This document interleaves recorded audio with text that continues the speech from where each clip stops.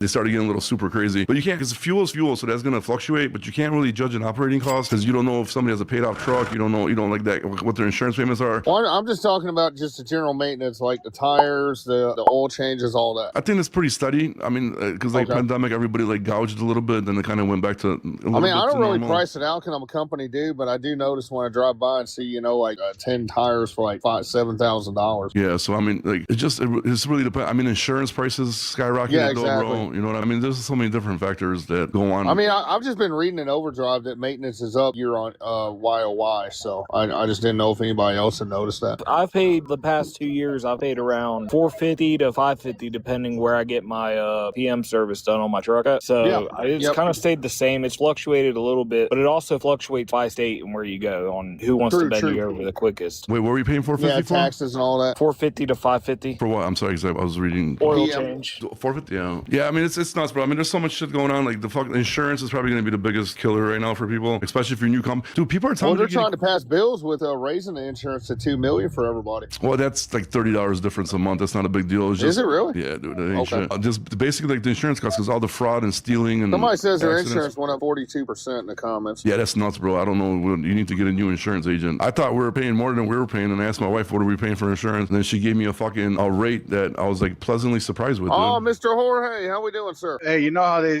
every time you say vidIQ appears, every time they say non-domicile 3 times, do I appear? By the way, California lost the case. Hey, Bradley, I texted you about a podcast, bro. You never got back to me. And the government kept their $160 million. I didn't hear nothing you said. What was that? The government lost the case California lost the case on the 17,000 non-domicile, according to Overdrive magazine today. Hey, Bradley, you on here? The government kept their $160 million.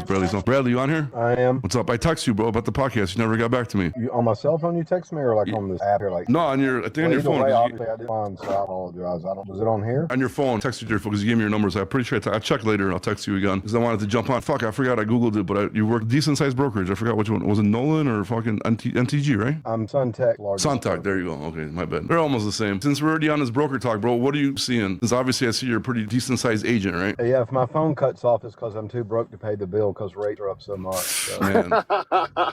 Well, no, I want to get his. Dude, I looked this guy up, bro. This guy's fucking 100% legit, bro. He runs a pretty award-winning, like fucking, brokerage, fucking agency and shit like that. So I definitely would like to know. Did you run him through highway? Yeah, of course, dude. Yeah, do your vetting. There you go. Do your vetting. Yeah, there you go. So what are you seeing, Brad? We're margin compression.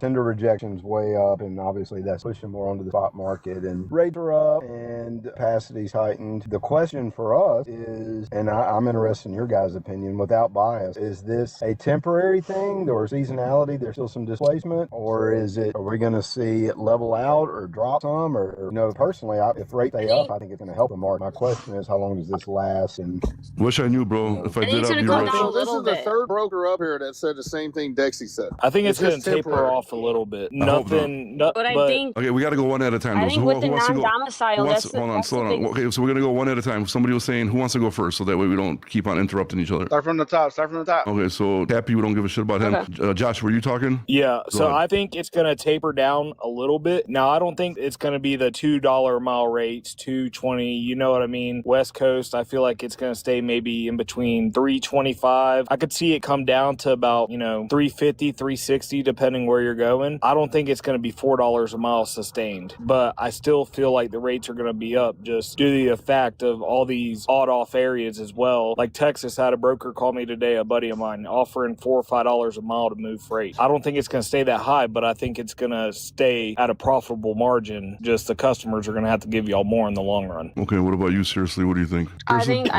mainly agree with Josh, but I think the biggest factor, that's way different this year that wasn't last year, is the non-domicile. I mean, it played a huge factor, I think, with these rates jumping like they did, and I think it's going to taper off a little bit, but it's still going to be very steady because, it takes off a lot of your things. A lot of brokers will not use non-domicile because of insurance and all that stuff. It can skyrocket anything that happens, so they absolutely refuse it. So it happens like that. My opinion, I think, is just to see that the load postings went up that high from one year in December to the next year in December. And like you said, the non-domicile, losing all those drivers. I don't make predictions, but I really hope it stays like this for a while because we need this change in the market in order to catch up from losses that we've been taking for the last 3 years. It's all depending on the non-domicile. Thanks, Dexter, for letting me finish my sentence, bro. when I'm speaking. Appreciate that, dude.